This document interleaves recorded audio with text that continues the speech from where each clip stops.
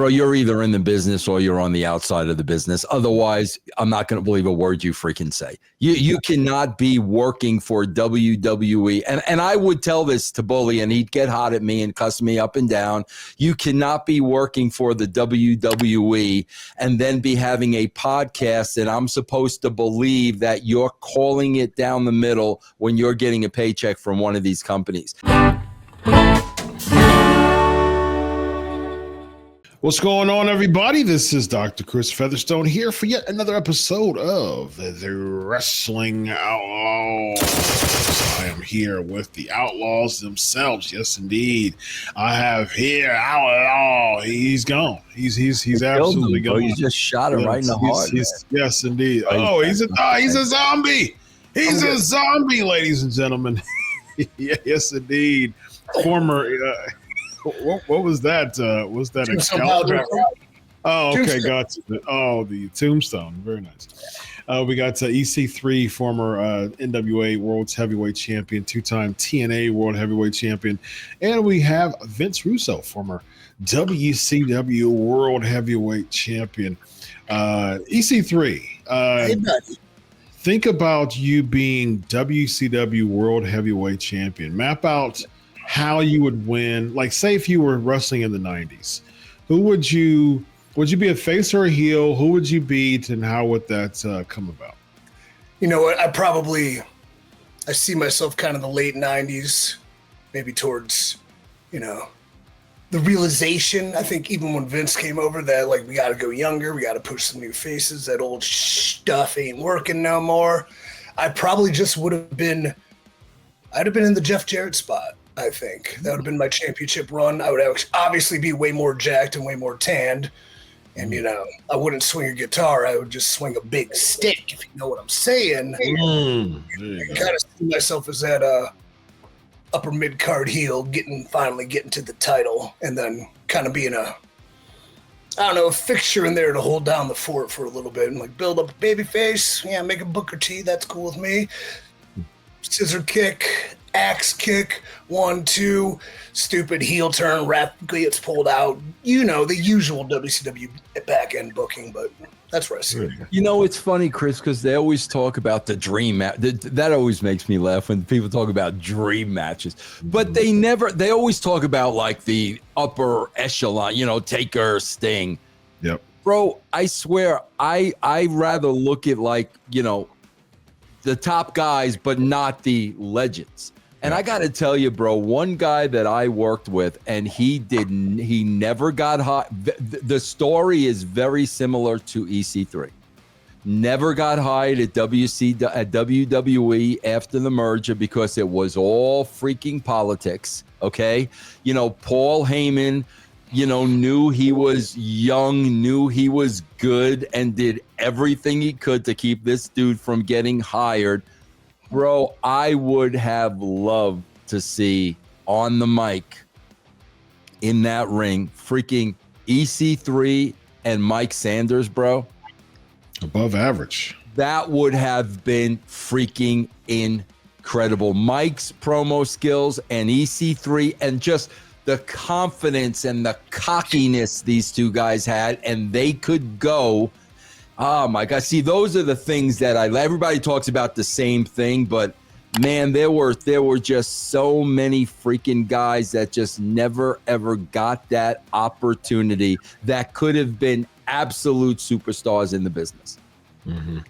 I like EC3's got a natural born thrillers vibe to him. Definitely. He would have, in that group, bro, with all those guys at that time that were just breaking in, forget about it. Like, those dudes were mutants, though. I mean, Sean O'Hare was like jacked, flipping off the top rope. Jindrak jumping out of the building with that drop kick. Yeah. Man. Palumbo, Reno. Yeah, Reno. Yeah. Bro, you know how dice. Bro, you know what? Bro, I swear to God, you know what happened?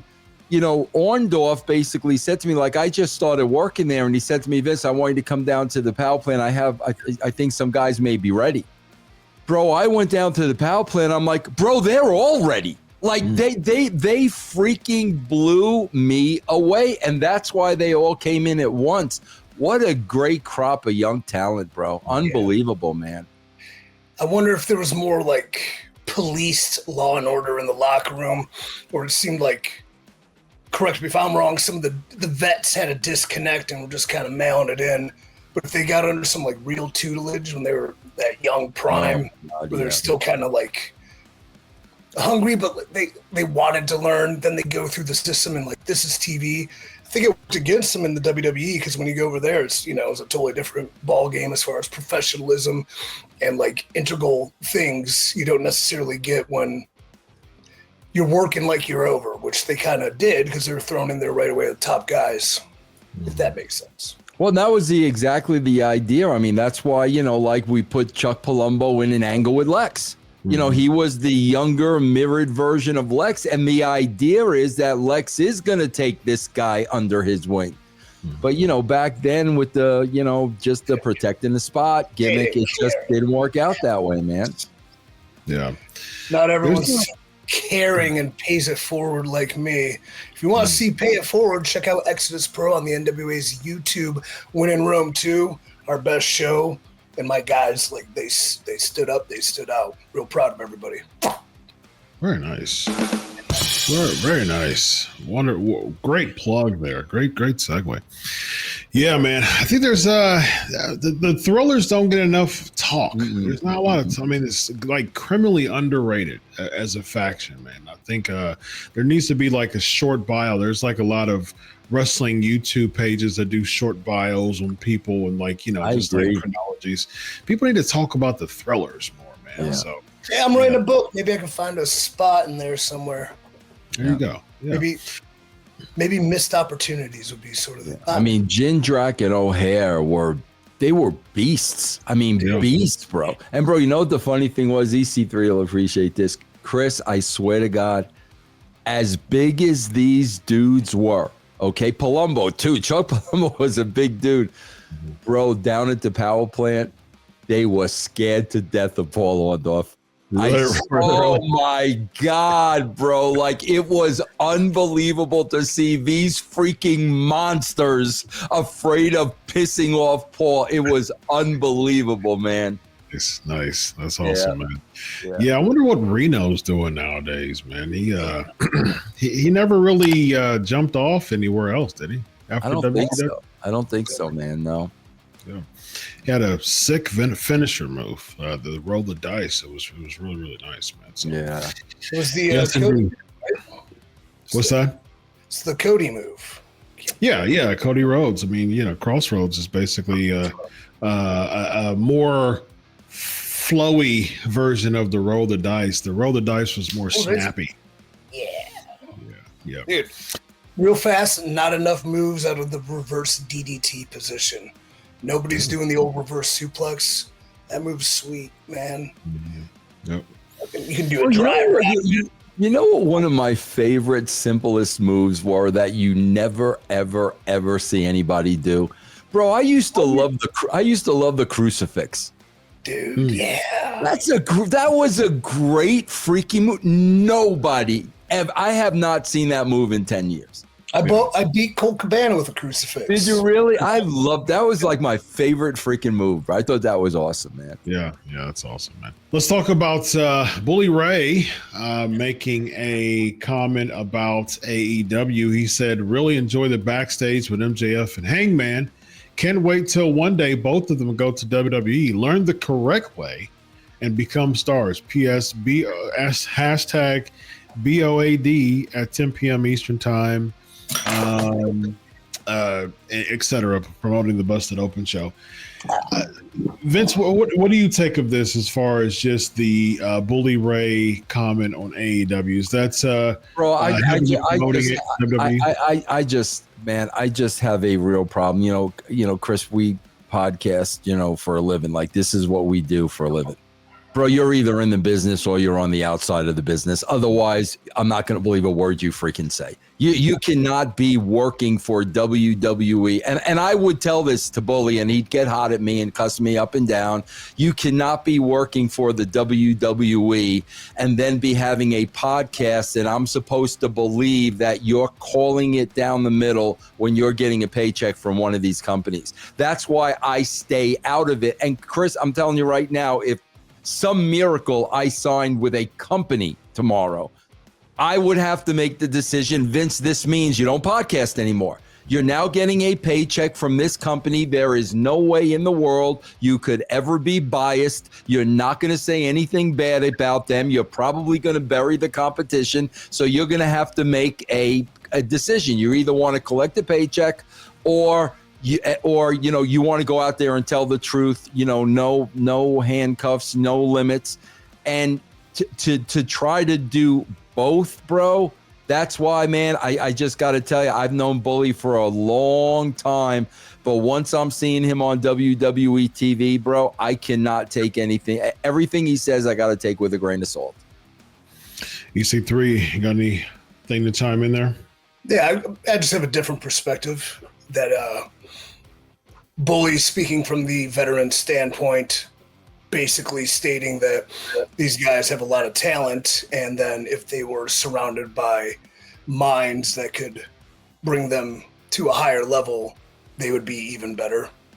If they had producers and vets and guys kind of like working within their ideas, like why we wouldn't do that here, but why we should do this here, and kind of like when you're a talent up and coming, like creative freedom is cool, but it shouldn't be like absolute. And this is present company included, even though I'm a genius. But to have trusted sources with great experience, bringing you forward with different ideas, perspectives, honing some stuff down, utilizing some assets you may not know you have. I think that's Boy's way of saying those guys would be really good if they were produced by really good producers. Yeah, but EC3, I got to push back on that because I hear what you're saying, and that makes a lot of sense. It really does make a lot of sense. But are we watching how these guys at WWE are getting freaking booked? Like, come on, man. We're looking at Gunther. Like, are you freaking kidding? If I'm a talent for AEW and I'm watching how Gunther's getting booked, I'm watching how the Wyatt Six is getting booked, I'm watching how all of a sudden Alexa Bliss is now totally off of. Do I really want to put my career in the hands of these great freaking producers? Bro, if you were getting everybody over, that would be one thing. When you got a tag team guy debuting his first night on Raw, and the guy's going 75-25 with the heavyweight champion of the world, I don't know if I would want my career in their hands. And I got to be honest with you, I don't know if that's any worse than Tony Khan booking. I mean, Vince, to your point, that would be the same as Tony Khan saying, great match by Axiom and Gunther. If Gunther was with AEW, I'd show him how a heel is really treated. You'll win even being suplexed on a spike full of nails. Join us on AEW Dynamite this coming Wednesday. I mean, it basically would be him doing that same thing as far as, boosting up a heel and how a heel really should look. And so, yeah, I mean, like, I think both of you bring up really good points. I think both points are valid, but at the same time, I mean, a lot of what we see WWE and in the production standpoint is not really a flex. If you have someone coming from NXT that people don't even know on the main roster who don't watch NXT, who is this guy? He's half the size of Gunther, and Gunther's having to take so much from him in his first match. You know what I mean? So, we were just talking, Chris, on the show, Karrion Kross. Yes, yeah, absolutely. You talk to Karrion Kross about the great producers at WC. See, bro, that's the whole thing, man. And I'm going to go back to it, and this ain't going to be the popular vote. When Vince McMahon's running that company, it's a different story. It's a totally different story. Who's running it now? I'm sorry, bro. Are they as bad as Tony Khan and AEW? Absolutely not, bro. Like, not even close. But my God, bro, they can't get anybody over in that company, man. They get people over with entrance songs and sing-alongs. Yeah. Take that away. Who's over, man? I would not push back and say, Vince, you're absolutely right. I believe, let me reframe everything I said accurately and as was. But if Bully was talking about a perfect world, which it certainly isn't, because that sounds like crap. That's horrible. I don't know, man. Exodus Pro on NWO YouTube. It's cool. Yeah, check it out. Yeah. Very nice. Speaking of good producers, check out Exodus Pro. That's one thing I had one of his boys, Chris, on my show. One of his boys. Richard Holiday. Comment below if you know Nick Holiday, most marketable. Great. He got it, bro. He got it. Bro, I swear to God, if I would have interviewed him not knowing the connection, I would have guessed EC3 had something to do with this guy. You talk about somebody just freaking getting it. Unbelievable, man. Him and MJF used to partner up, right? Yeah. He got it before I got a little into his head, but now he gets it even more. Yeah, Doesn't he? No, he's great. He's great. Awesome.